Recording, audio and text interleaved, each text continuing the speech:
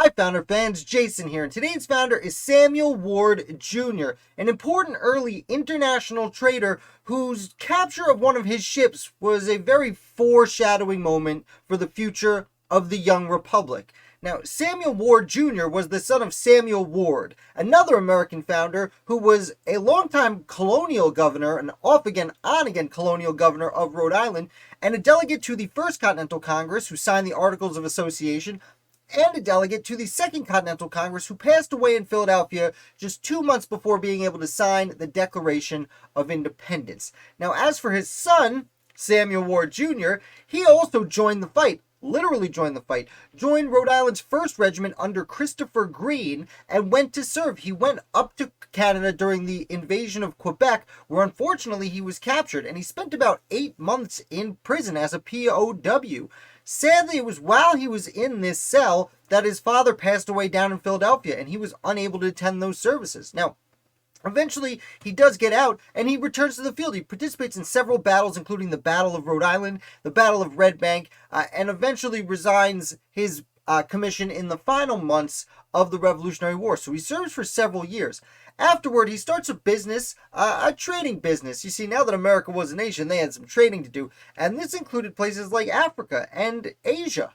And Samuel Ward wanted to take advantage of those new markets available to Americans because up until the Revolution, they did get things from those markets. The tea came from China that they threw in the harbor, but it all came through Britain, and there was opportunity. Now, Samuel Ward and his brothers come together and start an international trading business. What's really interesting to me is that these brothers get together and say, we're going to name it after Sam. And the name of the company is Samuel Ward and Brothers.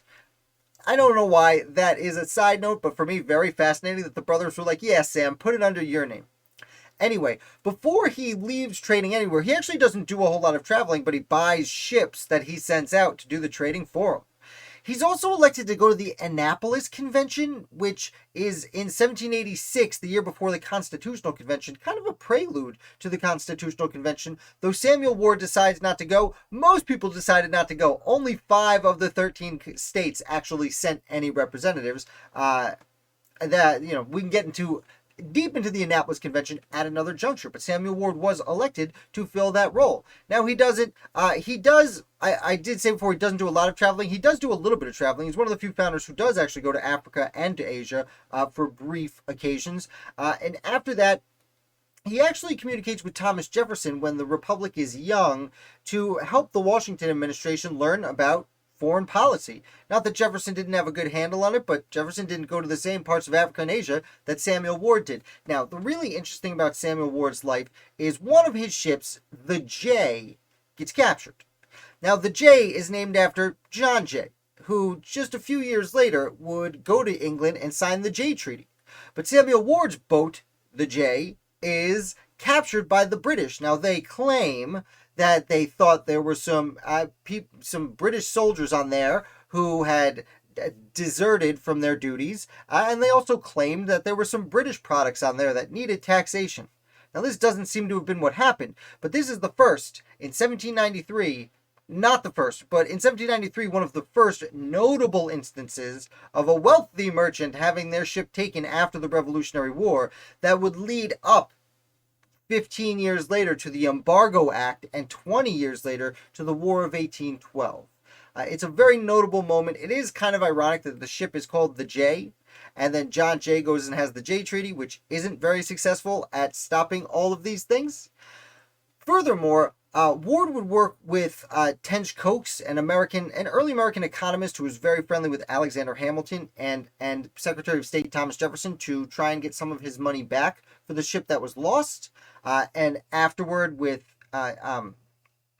Edmund Randolph, who would take over as Secretary of State. And then after that, Samuel Ward, at this point, turns wholeheartedly to the Federalist Party.